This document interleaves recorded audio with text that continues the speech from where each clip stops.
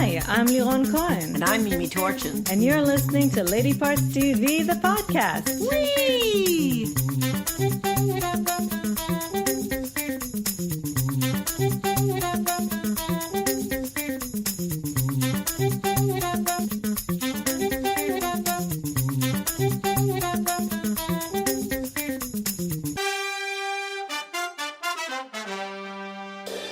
Hi, everybody. Hello. And welcome back to me, I guess. To you?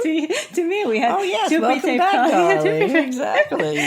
And I'm happy to be back. I hope you enjoyed our film previews for spring and summer. And let's get back to normal. Okay? Well, as normal as we can get. Possible, I know.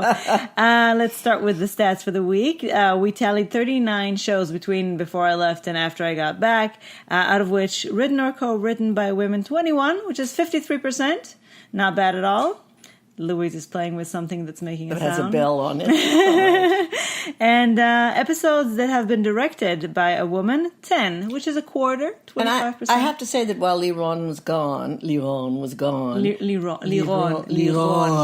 Anyway, this is going to be a lifelong thing, pronouncing my wife's name correctly. I watched a lot of shows that she doesn't watch with me, and there were many that were both written and directed by women, including Howard's End, and a few episodes of The Terror. And I must say that the episodes of The Terror, the one that I saw, was the most tender show. The one that was written by a woman, you mean? Yes, Sue. I can't remember her name. But anyway, it was wonderful. So if you listen to our film preview, you heard us talking about a movie called Book Club. And if you haven't heard of it, you haven't been around, because it was one of the most advertised films of the last month. Which makes me happy. Absolutely. A movie about four women in... older women. 60s, 70s, 80s? Exactly. Yeah. My demographic. It opened May 18th, and we had the great pleasure of seeing it the day I landed. I landed at 5 a.m., and at 12 p.m. we were already at the theater. We were up and out on the subway and there. So if you don't know what it's about, just briefly, it's about lifelong friends who do a book club every month, and they read 50 Shades of Grey, and it changes their lives. Well, not really. Yeah, it's not like they just read 50 Shades of Grey. Jane Fonda's character, who's the hot-to-trot chick, introduces it when it's her turn. Right, but I mean, it's not really about the sex. I mean, they make it seem like it's about the sex, and usually that's our beef with movies and TV shows about older women, which is it's all about the sex. All about sex jokes, usually. The jokes are on them. Exactly. I feel that usually it's kind of cringeworthy more than funny. And I was a bit concerned about this movie, but because of its phenomenal cast, Diane Keaton, Jane Fonda, Candice Bergen, and Mary Steenburgen, or Bergen, I never know how to say Bergen. that. Of course, I knew that I had to see it, and I was very, very pleasantly surprised. Yes. First of all, it was much funnier. It was delightful.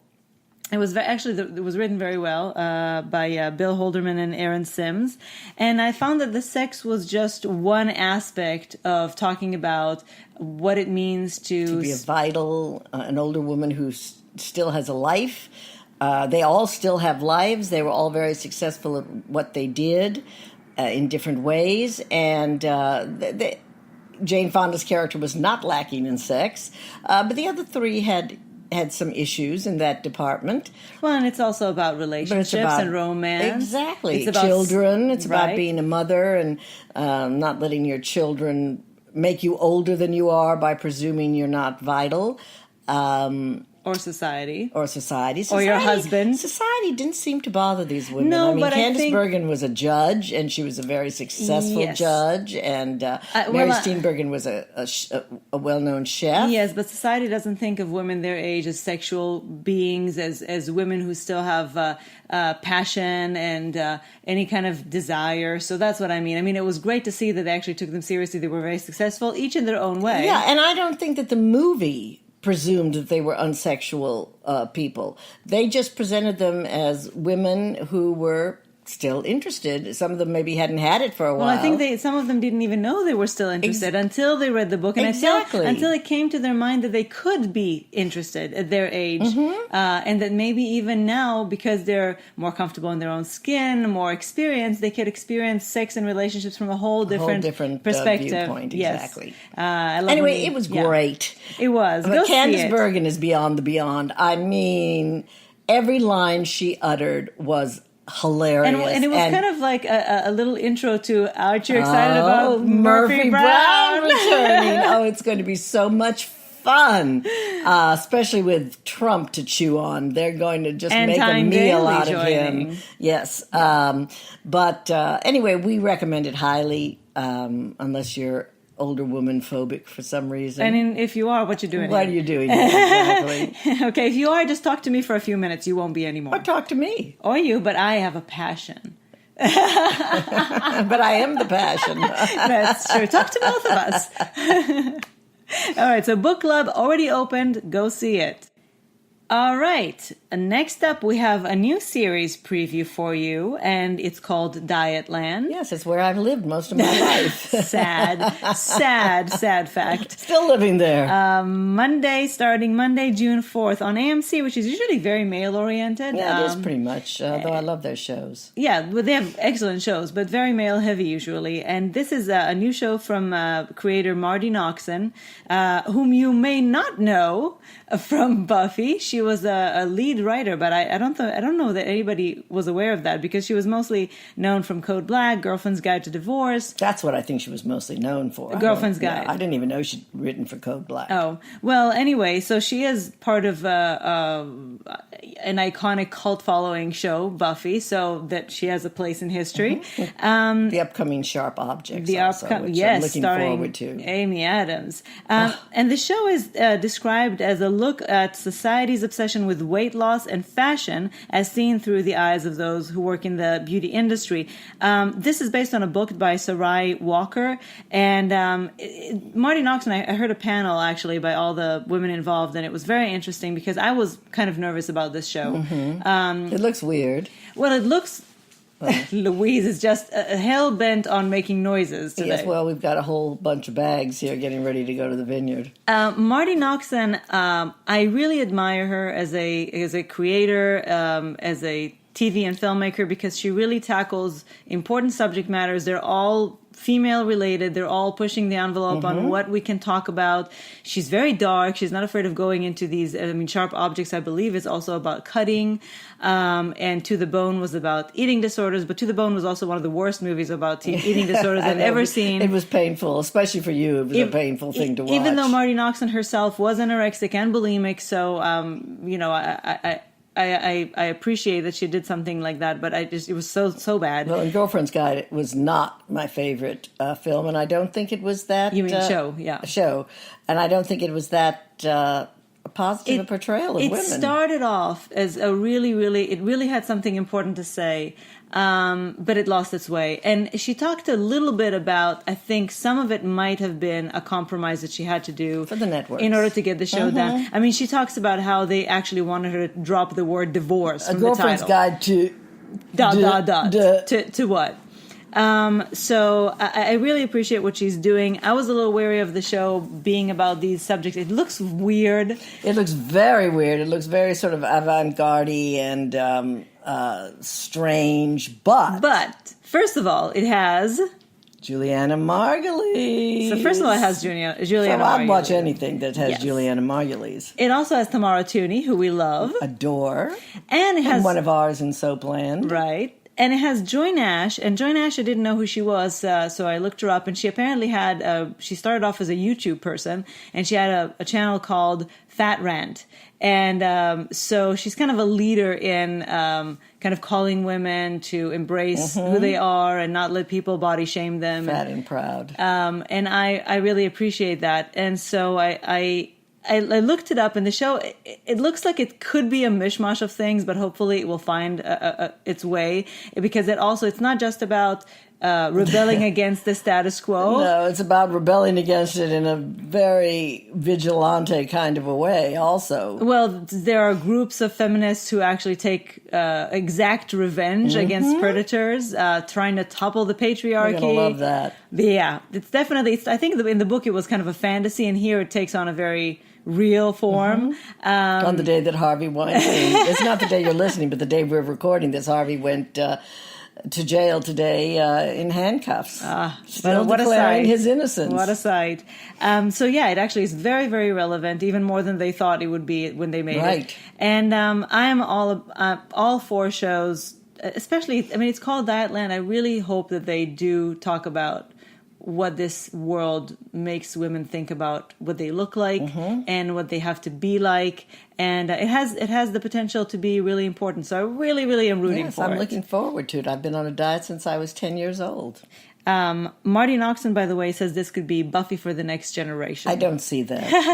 I really don't see that. Not really in terms of the Hellmouth is not in this show. There aren't vampires. No, but what she means is Buffy was kind of a liberating, it was a touchstone, feminist, It really was for a whole generation, united women feeling, yes, we can do this. So Buffy was kind of our first superhero. Yeah. So I don't know that this will have as much of a cult following around it, but it has nothing to do with it. But anyway, interesting statement, Marnie. Anyway, Dietland is starting Monday, June 4th on AMC. Check it out.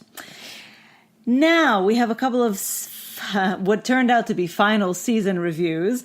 First of all, The Americans. The Americans, people. Let me just reiterate. If you have not been watching The Americans, you're insane. What the hell? Okay? What's going on with you? Go to FX's On Demand and it's probably also on Amazon or wherever, also. Amazon, Hulu. You'll find it and watch it. Watch it from the beginning. Do not miss an episode. Watch some of them twice. I just want to say, if you're planning on starting, Louise is going crazy. If you're planning on starting binging on the show, I suggest clearing up the next month and not making any plans. You are not going to want to do anything but watch this show. And if for some reason or other you have watched it and you're dragging your ass this season, pick it up off the floor and get moving. This season is just the most remarkable season of all. And as my wife has said several times to me, every episode is a game changer. Yeah. It's so unbelievable. Because it's winding up. So they're heading towards... Though, by the way, it's always been... Every episode. They've never had a moment wasted on this show. They had some amazing... I mean, even just when... I'm just thinking about Lois Smith. If you've seen the show, you know what I'm talking about. Well, this season's Lois Smith is Miriam Shore. Yeah. Oh, my God. What a guest performance. Emmy, please. Well, I'm kind of given up on the Emmys with this because they just have so underappreciated this show. And Matthew Rhys and... Kerry Russell especially have given the performances of their life Who this would have season. thought that they were capable of that? I just want to say that it's on FX Wednesdays, and this is season 6. It's next week is the finale. And it looks mind-blowing. Mind-blowing. Hat off to Joel Fields and Joe Weisberg, who made this show. I will watch anything that these guys ever do again. And it's seriously one of the best shows. One of the 10 best shows ever made, in the history of television. And we'd be able to tell you for sure 3 or 4 of them, but we're not sure what they are, but we know that ER. ER is number 1. So, yes. But this show definitely is in that group, no matter what else you include. And no matter how much the Emmys have ignored them or the Golden Globes, they have nominated them every now and then, but not they haven't given them nearly as much as they should. So if you haven't seen The Americans, go watch it. If you've seen it, we're excited along with you to see the finale next week. God. And if you are a fan, then write to us after the finale and tell us what you thought, because we will need some support after that. It's kind of like a really good book that you're dying to know how it's going to end, but you don't want it to end. Exactly. So The Americans, FX on Wednesdays. If you haven't seen it yet, go binge now. Immediately. Now, this next show we didn't realize was going to be a final season review because the season 3 has just started, but we always worried about it because it's always on the bubble. It's called Code Black. If I could have a video here taping what Louise is doing. This is the most active she's been in the last 4 days. What is it? She's excited I'm back. So Code Black, it's season 3, Wednesdays on CBS, and it's also on Amazon Prime, just canceled. It's a medical drama taking It takes place in a hospital in L.A., and it's based on a real hospital. It's called Angels Memorial. I don't know if that's the name of the hospital in L.A.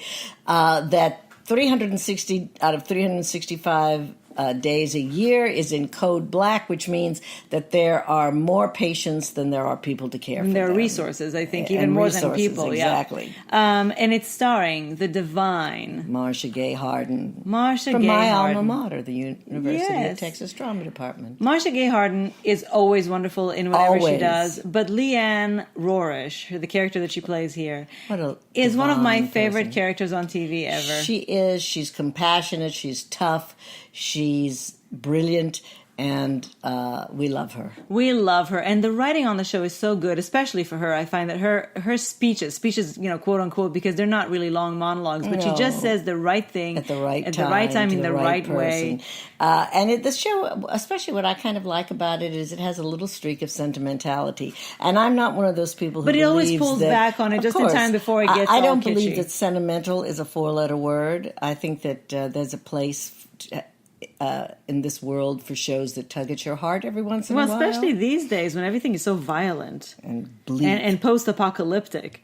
Actually, it's pre-apocalyptic. The shows are Well, post-apocalyptic, the world is reality, yes. pre-apocalyptic. Yeah. By the way, speaking of Marsha Gay Harden, I've recommended this before, but I do want to recommend it again. It's a movie you've probably never heard of before, and it's on Amazon Prime, and it's called If I Were You. And it's just a gem of a movie that we started watching kind of on a whim, not even Someone, really. Actually, my physical therapist recommended it to us. Shout out to Alicia. I never thought it was going to be that I was going to like it so much, but it's a really, really good female-centric, female-empowering movie, and Marsha is again divine. And Marsha Gay Harden's greatest performance, in my opinion, is in Mystic River. But you said I would want to slit my wrists after, Yes, right? it's the most depressing movie ever, practically. Yeah. But going back to Code Black, even though it's been canceled, there are 3 seasons for you to binge on if you haven't And you yet. will love every season of It's it, an excellent every episode. Excellent medical drama, really, and there are a lot of medical dramas, but this one I think is an outstanding one. I'm very, very sad to see it go. Not surprised though. No, not surprised. So we just have a few heads up for you for things coming up really soon. One of them is tonight, Saturday, unless you're listening to this later, in which case you snooze, you lose. No, but you can go on demand and watch it. It's called The Tale. It's Saturday, May 26th, 10 p.m. on HBO. It looks devastating, I just have to tell you. It looks like a very difficult film to watch. Yes, it's by writer and director Jennifer Fox that actually based this movie and on her own memory of child abuse. And she, it's all about, I think, the tension between when you experience something like that when you're so young. What is reality? What kind of gaps did you fill in yourself? When you're older. Yeah, can you trust your memory? Can you not trust your memory? And how do you put these fragments together? And she, it's Laura Dern, starring Laura Dern, and the wonderful Ellen Burstyn as her mother. And her mother discovers an essay she wrote as a child for her English class and calls her up. What is this thing I just saw? And it sets Laura Dern's character on a quest to find out what really happened. Yeah, and it seems very tough, so very triggery for any one of you who has actually experienced abuse, and trigger warning on that. But it does seem, even for people who have not, to be a very, very tough movie to watch. But it looks splendid. Yes, and a subject that needs to be talked about. I mean, I was just thinking about we were watching the finale of Rise last night, and they wanted to take everything out that could be quote unquote bit controversial. Well, or like quote unquote obscene. And I'm thinking sexual abuse. How many kids experience that? But no, teenagers can't talk about it. No, let's not talk about it. Yeah. So The Tale, HBO, 10 p.m. on Saturday, May 26th. we recommend it. Without even having seen it, yeah. we recommend it. And Laura Dern, just so wonderful. On a very, very different end of the spectrum, two funny ladies who have new shows for you. So Michelle Wolf, you may have seen her. Yes, and she's come quite to prominence since the White House Correspondents' Dinner. Yes, very controversial. With her very on-the-nose critique of the administration. Yes. And she is. There's a special of hers on HBO. If you haven't seen it, go on demand and watch it because she is just so it's called smart. Nice Lady. Yeah, she's so hilarious. smart. She's so funny. She has the most terrible voice, but what she I'm says. gonna say that. But what she says is so great that you just have to sit there and bear it. Exactly. It's worth it. So she has a new show on Netflix. It's called The Break with Michelle Wolf, and it's gonna new episodes will air every Sunday starting May 27th, and it's gonna be topical stand-up and rants. So I think we could all use that. Oh yes, because I rant daily. So The Break with Michelle Wolf on Netflix, and Tig Notaro. Tig Notaro is back. Yes, I'm so happy to say. With a new special called Happy to Be Here, which is already on Netflix. So you know what to do this weekend. And she's going to be in a groundbreaking new, I guess it's a comedy, of course. I don't know, maybe a dramedy. Maybe a dramedy. On Netflix called this fall, I think. I don't even think we know what it's going to be called, but it's a show where she plays the first lady to Jennifer Aniston's president. So there's so many fantasies involved in this in this show. I think these days you have to live an alternate life in an alternate universe For in your sure. screen. Otherwise, you would just have to scream and throw never yourself stop. out Or the as window. I like to say, start screaming and never stop. Exactly. So we all need a show like this. So there's something to look forward to. By the There's way, a lot to look forward to. You mean in life or in television? life and on television. There's the election to look forward to, hopefully. Oh God, I don't know that I can live through another one. By the way, I don't know if you know, but Cagney and Lacey, the reboot, which we've talked about before, has not been picked up. I'm not Poor that Sarah sorry, Drew. personally, because I didn't really need my Cagney and Lacey redone, unless they would have done it with Sharon Gless and Tyne Daly again. What I would have been happy about that. I don't care. It's two septuagenarian cops. Are you dismissing septuagenarian I am people? dismissing septuagenarian cops. They do not exist. Oh, well, they could be doing their own thing, you know. Or a cooking show. Anyway, I didn't think that the casting of Sarah Drew and Michelle Hurd really worked for me, so I'm not really. I mean, also sorry they're about from it. different generations. And, I didn't mind that. I didn't mind that. Well, I just felt I didn't see. I don't know. See the I didn't see chemistry. Of it, no. I didn't see the spark that Tyne and Sharon had between them.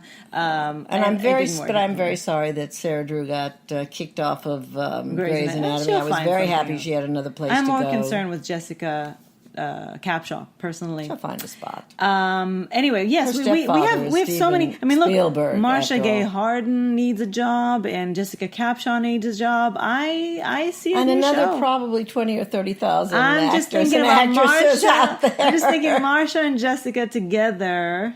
There's a thought. They could do Cagney and Lacey. Great minds, baby. Yep. All right. An update. I think we've told you enough today. No, we have an update about the Whitney documentary. Oh, that's right. I completely forgot. We have an update about the Whitney documentary. If you have listened to our film preview, and again, if you haven't, what's going on with you, go listen to it. We told you about the Whitney Houston documentary coming out, and we were very skeptical about how deep and because it was, true it could be because the family sanctioned it and worked with them, right. And we know especially her mother is very homophobic, and that we were afraid that the stuff about that it was all going to be covered up, right? About Robin and her. However, we have read reviews since then that have come out of the Cannes Film Festival, and apparently not only does it delve into that aspect of Whitney's life and kind of confirms what we all have been suspecting all this time, and it has a shocking revelation about something that I think is amazing and horrifying. Yeah, quite a bombshell. Yeah, quite a bombshell. You'll have to either go see it or read up on it, or both. We recommend both. I say see it. I say both, yeah. We're definitely going to see it. So I'm very happy to know that we can finally talk about it in the open. Now next week we're going to have to skip a podcast. You'll have to forgive us because we're traveling to the vineyard. So the podcasts after that, though, and the vlogs will be full of bird sounds in the background. It'll be lovely. We may even do one out. No, we won't do one outside. We have shot vlogs outside, but I think the podcast would be too noisy. Yeah, but so we're going to skip next week's podcast, but after that we're back with podcasts and vlogs and Wentworth and Talking Teal. Who knows what else? Oh my. Thank you for joining us again. Yes. And we hope to hear from you very soon. Bye.